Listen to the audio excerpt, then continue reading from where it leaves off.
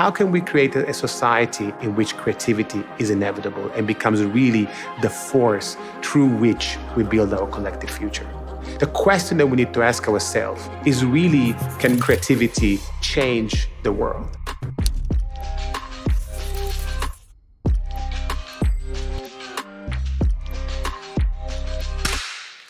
I was not expecting that. We all live the same problems.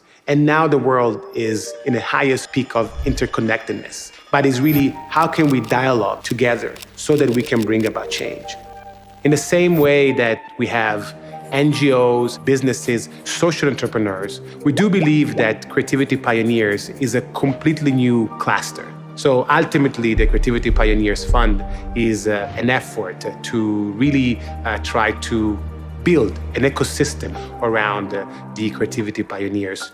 Escuela de Teatro Musical de Petare works in Petare, one of the biggest, most dangerous and vulnerable slums in the world, providing artistic education for children and youth so they can themselves become the creators of significant social change in the community. Moon Girls is an African graphic novel series that follows the adventures of 4 queer women superheroes to talk about homophobia, corruption, patriarchy, rape culture, environmental distraction. Yeah, I'm the co-founder of the organization JTAM Records. We built the first ever recording studio in the prison in Africa. People are really sharing a lot of personal story to me through the mic.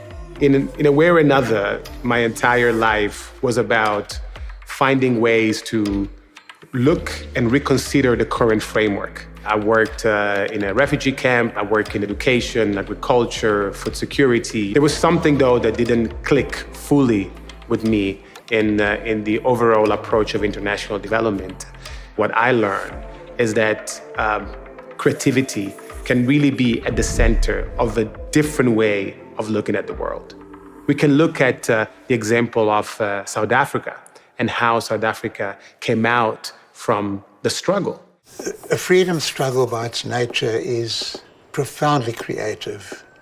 It's transforming society, imagination, a sense of who you are. But sometimes the mechanisms to achieve liberation become very narrow, stilted, formulaic. So in this sense, really, creativity, it is not something that is just an extra. It's the fundamental engine that can move the world forward. I think the conventional interventions underestimate the power of creativity. It allows people to inhabit other people's shoes. It allows a space for magic. I came pretty much to the end of the road of what I could do with my traditional toolbox.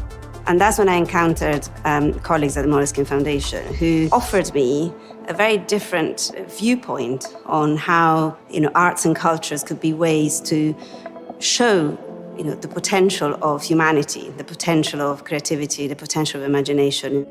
Historically, Creativity Pioneers, creative change makers, has been overlooked, has been underfunded. They somehow fall at the margin of social change. We need to really broaden out our sense of creativity away from this notion of it being cute and a nice to have, to turn it into something extremely concrete and very practical. Creativity provides the people that we are working with a platform, with a voice in society. In questioning the power, questioning the government, and questioning the representatives. I discover music as an instrument of resistance. People lose their lives, people lose their homes, people lose meaning, quality of life. Creative solutions gives us a space for another type of thinking. Creativity Pioneers are change makers that are able to combine the heart and the mind. They are able to combine poetry with a pragmatic approach to social change. They are a global organization, local and global at the same time. But it's about their approach, their posture, their attitude. These are change makers that are able to reconcile all these apparent contradictions. And to do that, they have the first and main feature, that is the courage to believe in their approach. And there's just like a spark that is there and it's alive. They will never be willing to let it fade. The lens that which society has been built through has limited the vision, the understanding of what creativity can bring. One thing I have learned, and I am actively sort of pursuing in the practice, is how we can actually bring creativity, arts and culture to the heart of policymaking, not just to inform, different policies, but actually to be different policies. I don't see democracy as the thing out there and art and culture there. They are so integrated, interrelated. The democracy is enriched, it's strengthened, it's given vitality through the infusion of art. We cannot tackle the system as a whole. While if we go to the local, we can move from theory to the practice, because that is the seed to bring about change at a global level. It's about showing the world that there is a movement, there is a group of change makers that are really bringing about change in a completely different way, can instill that spark, that collective spark, that can really change the way we can build our collective future.